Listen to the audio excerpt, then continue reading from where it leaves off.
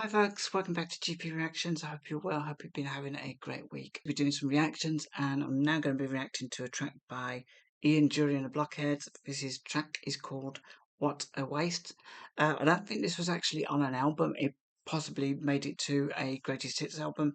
But I might be wrong. I can only find evidence that it was a single only, and indeed their debut single after Kilburn and the High Road.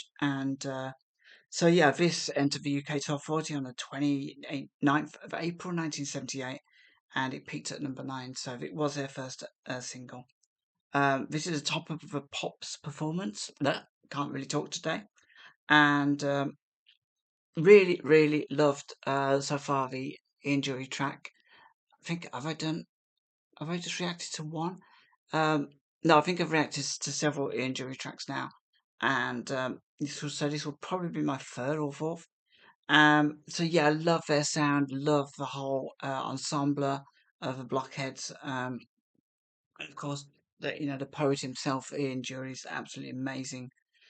So yeah, the lineup this time there's Chesh Janko on keyboards and guitars, John Turnbull on guitars, Mick Gallagher on keyboards, David Payne on saxophone, Norman Watt-Ray on bass, and Charlie Charles on drums, with of course Ian Dury on lead vocals. It's written by Rod Melvin and Ian Dury. So without further ado, this is Top of the Pops, and I've never seen this before.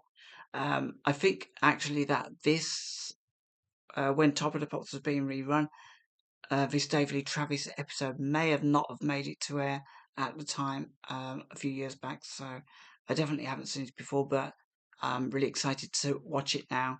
And even though I vaguely know this track, I can't sort of like picture how it goes. I'm more familiar with Hit Me With Your Rhythm Stick, and actually I'm not that familiar with an awful lot of Ian Dury, Sex and Drugs and Rock and Roll. But there are two that I've known over the years, and of course I reacted to Mash It Up Harry, and I think I reacted to their Ain't Half Some Clever Beep, which was really, really cool. So yeah, maybe this is the first, I'm not sure. Anyway, I'm going to soon find out. One of the most exciting newcomers in the business at the moment, as far as I'm concerned, a lot of other people too. Ian Dury and the Blockheads. What a waste!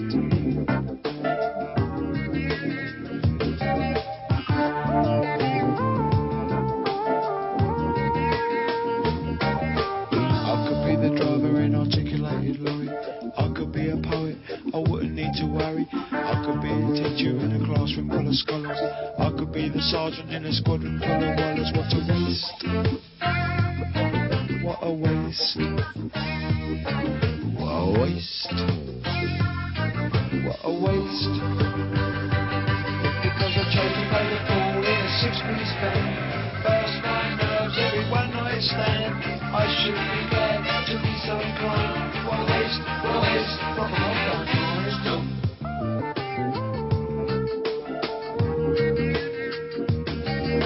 I could be a lawyer with stratagems and ruses. I could be a doctor with poultices and bruises. I could be a writer with a growing reputation. I could be the ticket man at Fulham railway station. What a waste. What a waste. What a waste. What a waste. Because I chose to play the fool in a six-piece band. Burst my nerves every one night stand. I should be glad to be so inclined. What a waste, what a waste. Rock and roll don't mind.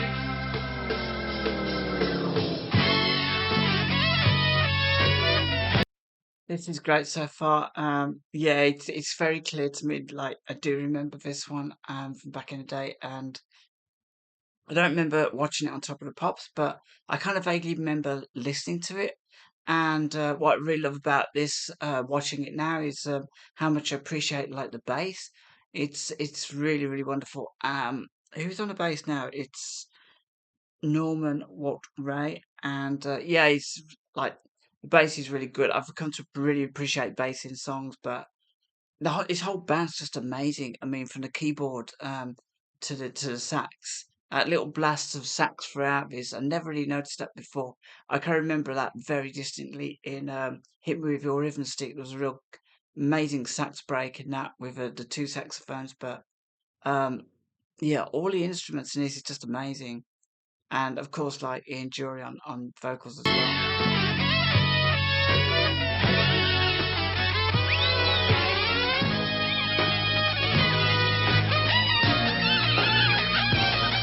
One of those really great sax breaks.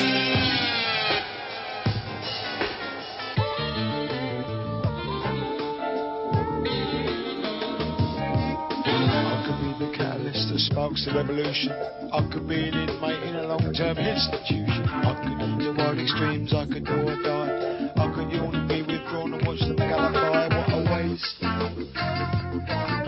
a waste. What a waste.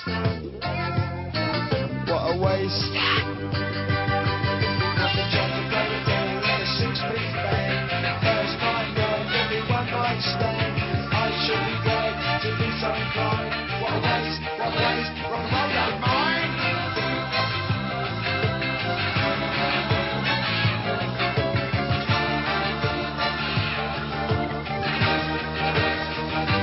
Chose to play the fool in a six-piece band. First night girls, every one night stand. I should be glad to be so inclined. What a waste, rock and roll don't mind. What a waste, rock and roll don't mind.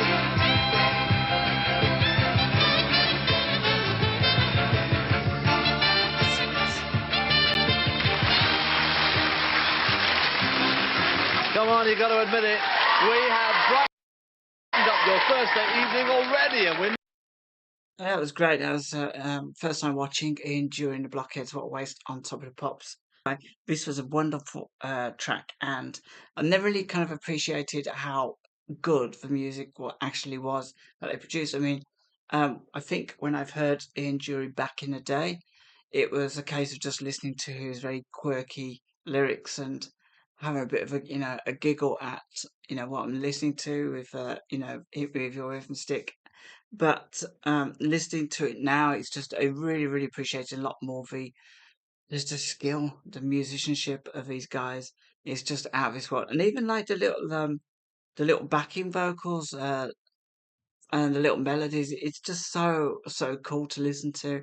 There's so much going on. I would honestly, if I could go back and be part of that audience, that would be amazing. Even though this was probably like mimed or something, but it doesn't matter. It's an experience to watch them all performing. Yeah, just so fantastic. That bass as well is just amazing. The lyrics are really, really cool. Actually, I never really kind of like thought about the lyrics until I started listening to this just now, and I think it's about I think it's about um, aspirations, but also about maybe being happy with what you're doing. But you can have aspirations to do other stuff. I'm probably way off the mark, so I'm gonna have a quick read of the lyrics. Um, Here we go. I could be the driver of an articulated lorry. I could be a poet. I wouldn't need to worry. I could be a teacher in a classroom full of scholars. I could be a sergeant in a squadron full of wallers. What a waste! What a waste! What a waste! What a waste! Because I choose to play the fool in a six-piece band. First night nerves, every one night stand. I should be so glad to be so inclined. What a waste! What a waste! Rock and roll don't mind. So I guess it's you can study to become stuff, to do lots of different careers, but the it might not be the career that you're destined to, or it might be the perfect career for you. So again, I think this is maybe about being happy with what you've got, but if you if you then, like he says, because I chose to play the fool in a six-piece band, first night nerves, every one night stand. I should be so glad to be so inclined. What a waste! What a waste! Rock and roll don't mind. So I think there's like a sort of like maybe initial regret at not maybe doing a proper job, but then you kind of realize that it's okay in if you're in, like, let's say, rock and roll, if you'll actually choose a career that maybe is a slow burner, that you have to work hard at, that you get nothing back maybe to begin with, then as soon as it develops, you kind of think, yeah, you know what, this is actually what I'm supposed to do. And I think ultimately every career takes a little bit of luck and a little bit of timing to be in the right place at the right time.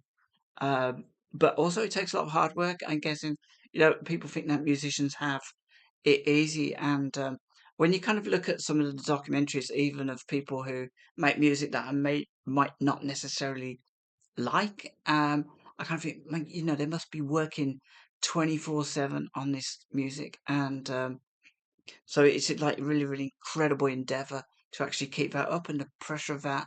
Um, and even if they find a partner and stuff, it's then brings into the whole question of it's just so much pressure to actually do this kind of thing.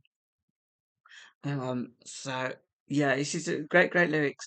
I could be a lawyer with stratagems and ruses. I could be a doctor with poultices and bruises. I could be a writer with a growing reputation. I could be the ticket man of Fulham Broadway station. What a waste! So I think to contain that verse, it's saying this is what you could be. It's not saying whether it's good or bad. But then if you aspire to more, then it does become a waste.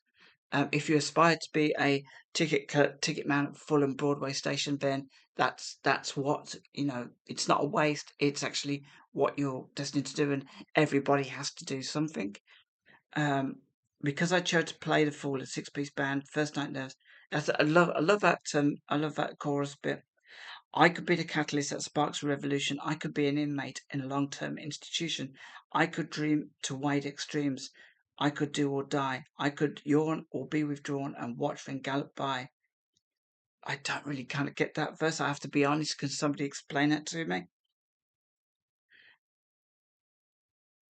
And then the chorus generally just repeats after that. But yeah, I think this is about um, maybe three things. Maybe about um, being happy with what you're doing. If you're not happy, aspire to something else. And also being realistic about the situation you're in as well. It might not be where you want to end up, but you can aspire maybe later on to actually not be in that situation. Um, and I guess, if it's music, the I could be an inmate in a long-term institution. Well, I read very briefly when I was flicking through television channels that was a documentary on Barry White, and that he did have a spell in prison. And I thought that's incredible, to then go on and have this powerhouse career. So you don't have to actually be defined by what you're doing at one point in time. You can actually do something else. But if that's what you want to do, then again, that shouldn't define you. But if it's what you want to do, then don't let other people misdefine you as to what you maybe should be doing. I've had plenty of people in my time tell me that I should be doing something else rather than what I am doing.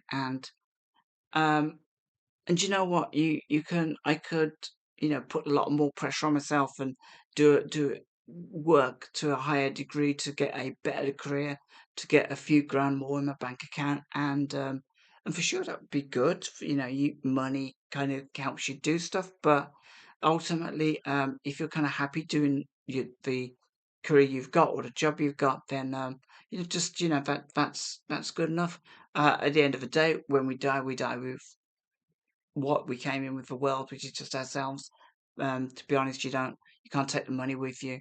Um, you can't take the um, accolades with you that you may have got. You can't take you don't take all the baggage with you of the stuff you've done wrong. It's just you at the end of the day.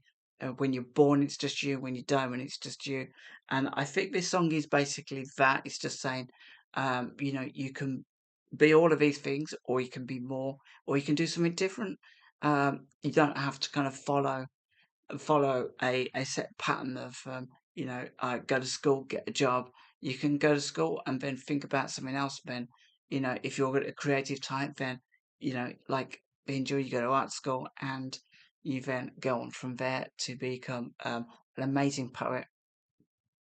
Guys, this song was absolutely fantastic. I don't need to talk about the band because we know about how good they all are.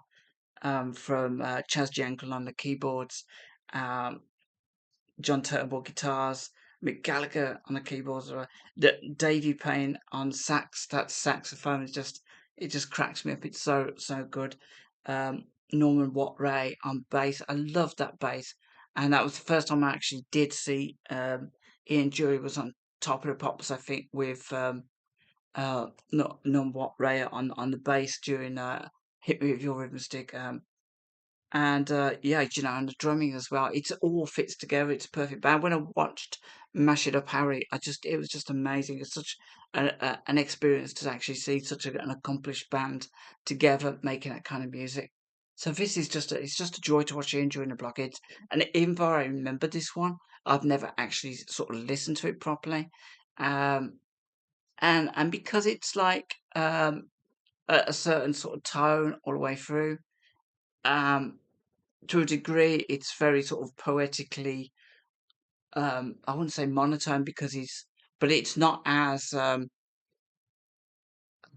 vocally enhanced as, say, Hit Me With Your Rhythm Stick. So there's a little less energy, it's a little bit more withdrawn.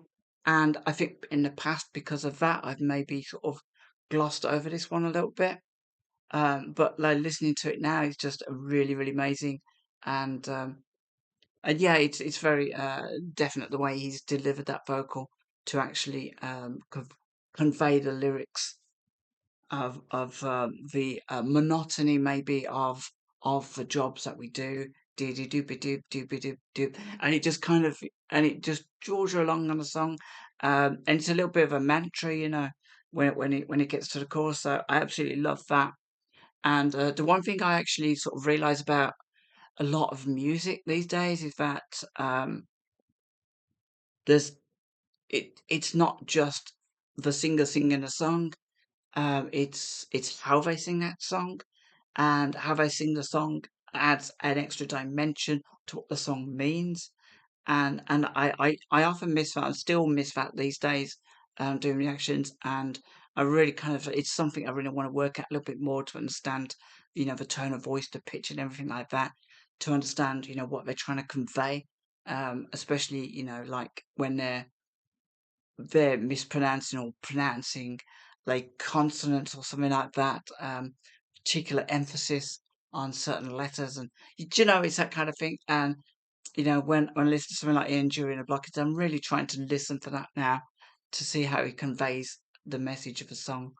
But this was wonderful anyway, so I really enjoyed it. And folks, I hope you enjoyed this too. And till next time, take care of yourselves. Of course, join in the comments below. I would love to hear what your thoughts are about this track and your memories, and of course Dave Lee Travis introducing it. It was said that the BBC cut out many of his episodes. I think they cut out all of them for some misdemeanor that he may not have done during his broadcasts on radio. But that's another story anyway. A little bit like Jimmy Savile. Really, it's a shame that the music has to suffer. And also there was with Top of the Pops. Before I go, there was the whole every single episode with Mike Smith was cut out, and I think that's almost criminal, really. And I really wish the widow of Mike Smith would turn that around and allow the Top of the Pops with his presenting to actually be shown. I believe that was the story anyway. If I'm wrong, my apologies. But yeah, I'm going to leave it at that. Have a great evening, guys, and a great weekend.